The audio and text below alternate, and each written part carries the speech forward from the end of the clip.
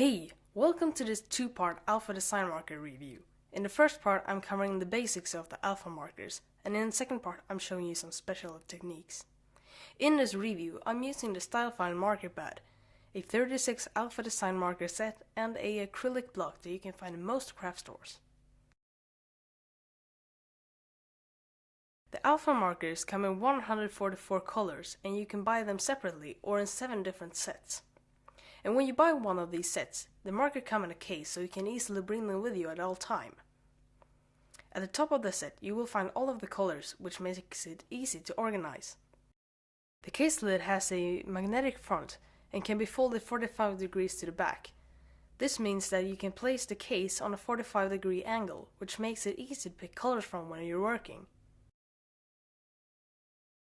Let's take a look at the marker. As you see here, the marker has a broad tip, which makes it easy to fill in large areas. The marker also has a fine tip, which is great for small details. The thin stripe that you see here indicates where the fine tip is, and the broad stripe you see here shows you where the broad tip is. On the top of the marker, you'll find a color palette with a color number. This gives you an idea of what the color is going to look like. But as you see here, they aren't 100% color-proof. This can be a bit frustrating if you're working with something where you need the exact right color.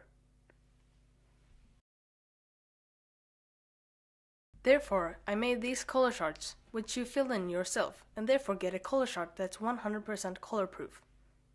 I made a 2-part full color chart, and also a chart for every marker set. As you see here, this is the chart set for the Alpha Design Marker 36 color set.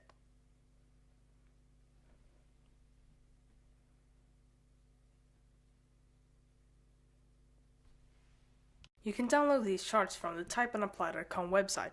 Follow the link in the More info box and choose the chart you wish to download. Make sure to print the charts on an A4 sized paper and the paper quality you plan to use the markers on. 120 gram paper is preferred since it's the best paper to use the alpha markers on.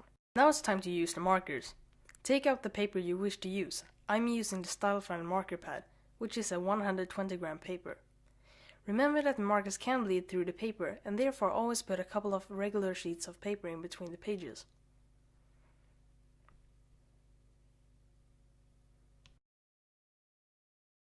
When you're sketching with double-sided markers, you have got to find the way that best suits you. Even if the surface is pretty large, I like to use the fine tip, since I feel comfortable with it. If you're using the fine tip, make sure to overlap the latest strokes by doing small circular or oval-shaped strokes. By doing this, you get the very smooth fill-in with no visible strokes. The reason that I like to fill in with the fine tip is because I have the ability to draw up to the edge of the lines without having to worry about drawing outside of the sketch. But if you do draw outside of the sketch, you can fix that pretty easily with the colorless blender that I'm going to show to you in the second part. The markers doesn't smell anything if you aren't closer than about 2 inches. But if you do like my cat and smell the fresh ink direct off the paper, yeah, it can smell a bit.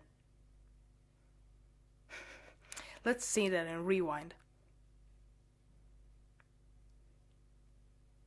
Well, that's all of the first part. I hope you enjoyed it. Please leave a comment below if you have any questions. Go check out the second part for some special techniques. Don't forget to subscribe to get the latest news from Type and Apply. Take care.